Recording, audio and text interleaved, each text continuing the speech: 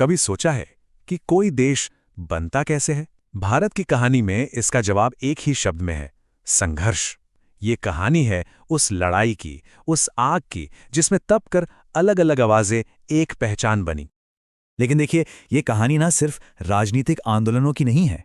ये इस बारे में है कि कैसे अलग अलग सोच, अलग अलग सपने रखने वाले लोगों ने उन्होंने पहली बार ये महसूस किया कि वो सब एक हैं, एक राष्ट्र का हिस्सा हैं। तो चलिए कहानी की शुरुआत करते हैं। वक्त है पहले विश्व युद्ध के ठीक बाद का। अंग्रेज जंग तो जीत गए, पर इसकी बहुत बड़ी कीमत चुकाई भारत ने। अर्थव्यवस्था पूरी तरह से चरमरा गई थी। सोचिए, कीमतें आसमान पर, आम आदमी का जीना मुश्किल हो चुका था। गांव से जबरदस्ती लोगों को फौज में भर्ती किया जा रहा था। गुस्सा तो बढ़ेगा ही, है ना? और मानो इतना काफी नहीं था तो ऊपर से आ गए दमनकारी कानून, अकाल और एक जानलेवा महामारी। मतलब पूरे देश में एक बेचैनी, एक उबाल का माहौल था। और इसी उथल-पुथल, इसी गुस्से के बीच एक नए नेता सामने आते हैं, महात्मा गांधी। वो अभी-अभी दक्षिण अफ्रीका से लौटे थे और अपने साथ लाए थे संघर्ष का एक ऐसा तरीका, एक ऐसा हथियार जो भारत ने पहले कभी नहीं देखा था। इस नए विचार का नाम था सत्याग्रह। अब सत्याग्रह का मतलब ये नहीं था कि आप चुपचाप बैठ जाएं। नहीं, ये कोई कमजोरों का हथियार नहीं था। ये एक एक्टिव लड़ाई थी। एक ऐसी लड़ाई जिसका हथियार कोई बंदूक या तलवार नहीं, बल्कि सच की ताकत थी, अहिंसा की ताकत थी। इसका मकसद, जरा सोचिए, दुश्मन को हराना या खत्म करना नहीं था, बल्कि उसकी अंतरात्मा को झकझोरना था। उसे ये एहसास दिलाना था कि वो गलत है। गांधी जी खुद कहते थे कि ये एक तरह का धर्मयुद्ध है, एक ऐसी लड़ाई जो बिना किसी नफरत के सिर्फ और सिर्फ सत्य की शक्ति से लड़ी जाएगी। उन्हें पूरा यकीन था कि यही वो एक विचार है, यही वो धागा है जो हर भारतीय को एक साथ जोड़ सकता है। तो इस नए हथियार को पहली बार पूरे देश में आजमाया गया और इस आंदोलन का नाम था असहयोग आंदोलन। कॉल टू एक्शन बिल्कुल सीधा था। भारतीयों को बस ब्रिटिश राज से अपना सहयोग, अपना कॉपरेशन वापस लेना था। और इसके पीछे का लॉजिक बहुत सिंपल था, पर रेवोल्यूशनरी था। गांधी जी ने अपनी किताब हिंद स्वराज में ये बात साफ साफ लिखी थी कि भाई, अंग्रेज यहां राज इसलिए कर पा रहे हैं क्योंकि हम भारतीय उनका सहयोग कर रहे हैं। जिस दिन हम सहयोग करना बंद कर देंगे, उस दिन ये पूरा का पूरा ढांचा 1 साल के अंदर ढह जाएगा। कमाल का आइडिया था, है ना? तो प्लान क्या था? इसे स्टेप बाय स्टेप लागू करना था। सबसे पहले सरकार ने जो भी टाइटल्स या उपाधियां दी हैं, उन्हें लौटा दो। उसके बाद सरकारी नौकरियां, सेना, पुलिस, अदालतें, स्कूल, सबका बॉयकॉट करो। विदेशी सामानों का बहिष्कार करो। और हां, अगर सरकार जबरदस्ती करे, दमन करे, तो फिर एक full fledged civil disobedience campaign के लिए तैयार रहो। और इसका असर भी दिखा। शहरों में खासतौर पर मिडिल क्लास ने इस आंदोलन को हाथों हाथ लिया। हजारों स्टूडेंट्स ने सरकारी स्कूल कॉलेज छोड़ दिए। बड़े बड़े वकीलों ने अपनी प्रैक्टिस छोड़ दी। जगह जगह विदेशी कपड़ों की होली जलाई जाने लगी। शहर वालों के लिए स्वराज का मतलब यही था। लेकिन जैसे ही हम शहरों से दूर देहात की तरफ बढ़ते हैं, स्वराज का मतलब ही बदल जाता है। वहां के किसानों के लिए स्वराज का मतलब था जालिम जमींदारों से आजादी, भारी भरकम लगान से छुटकारा। ये उनकी अपनी लड़ाई थी, उनकी रोजमर्रा की जिंदगी की लड़ाई। और आदिवासी समुदायों का क्या? उनके लिए स्वराज का मतलब था अपने जंगल, अपनी जमीन पर अपना हक वापस पाना। वो हक जो अंग्रेजों के बनाए फॉरेस्ट लॉज ने उनसे छीन लिया था।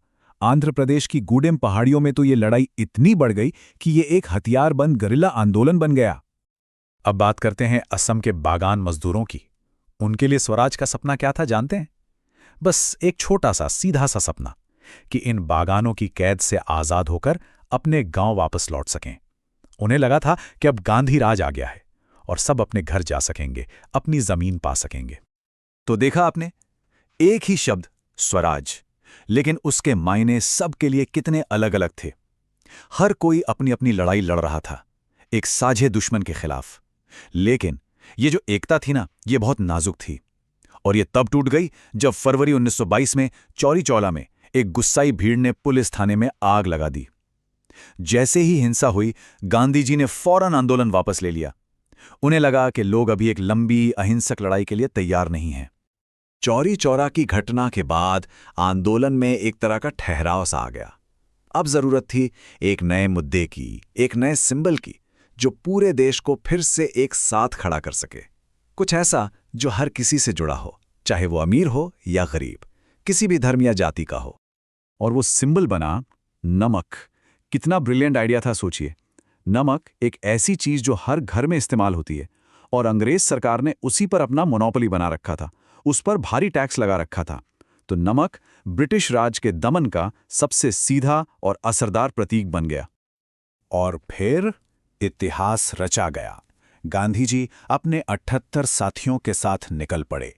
24 दिन, 240 मील की पैदल यात्रा, साबरमती आश्रम से दांडी के समुद्र तट तक। और इस एक मार्च ने पूरे देश में सविनय अवज्ञा आंदोलन की एक नई लहर पैदा कर दी, एक नई आग लगा दी। आंदोलन अपनी चरम पर था, इसमें कोई शक नहीं, लेकिन इसी कामयाबी के बीच भारतीय समाज के अंदर की जो दरारें थीं, वो भी अब और साफ दिखने लगी। यह साफ हो गया कि स्वराज का सपना अब भी सबके लिए एक जैसा नहीं था। एक बहुत बड़ी बहस छिड़ी दलितों के राजनीतिक अधिकारों को लेकर। एक तरफ थे डॉक्टर B.R. अंबेडकर, जिनका मानना था कि सामाजिक बराबरी तब तक नहीं आ सकती जब तक राजनीतिक ताकत ना मिले। इसलिए उन्होंने दलितों के लिए अलग इलेक्टोरेट्स यानी अलग चुनावी सीटों की मांग की। दूसरी तरफ थे गांधी जी। उन्हें लगता था कि ऐसा करने से हिंदू समाज हमेशा हमेशा के लिए बट जाएगा। और ठीक इसी तरह भारत के मुसलमानों का भी एक बड़ा तबका कांग्रेस से दूर होता जा रहा था। इसके कई कारण थे। खिलाफत आंदोलन अब खत्म हो चुका था, कांग्रेस हिंदू महासभा जैसे संगठनों के ज्यादा करीब नजर आने लगी थी, और ऊपर से देश में बढ़ते सांप्रदायिक दंगों ने हिंदू मुस्लिम एकता की बची खुची उम्मीदों को भी कमजोर कर दिया था। पर देखिए, एक राष्ट्र सिर्फ राजनीतिक लड़ाइयों से ही नहीं बनता। एक और लेवल पर भी राष्ट्र का निर्माण हो रहा था, और वो हो रहा था कल्चर के जरिए, इतिहास के जरिए, सिंबल्स के जरिए। इसका एक बहुत ही दिलचस्प उदाहरण है भारत माता की इमेज। शुरू में जो तस्वीरें बनी, उनमें भारत माता एक शांत, आध्यात्मिक, एक देवी जैसी थी। लेकिन धीरे धीरे ये छवि बदली। बाद की तस्वीरों में उनके हाथ में त्रिशूल है, साथ में शेर और हाथी हैं, यानी शक्ति और सत्ता के प्रतीक। ये दिखाता है कि राष्ट्र खुद को कैसे देख रहा था, उसकी अपनी सेल्फ इमेज कैसे बदल रही थी। और ये जो कलेक्टिव आइडेंटिटी थी, ये साझा पहचान, ये सिर्फ तस्वीरों से नहीं बन रही थी। नए झंडे बनाए जा रहे थे, हमारी लोक कथाओं को, फोक टेल्स को फिर से जिंदा किया जा रहा था, और इतिहास को अब गुलामी की कहानी की तरह नहीं, बल्कि एक शानदार, गौरवशाली अतीत की तरह पेश किया जा रहा था, ताकि लोगों में एक सेल्फ रिस्पेक्ट, एक गर्व की भावना जागे।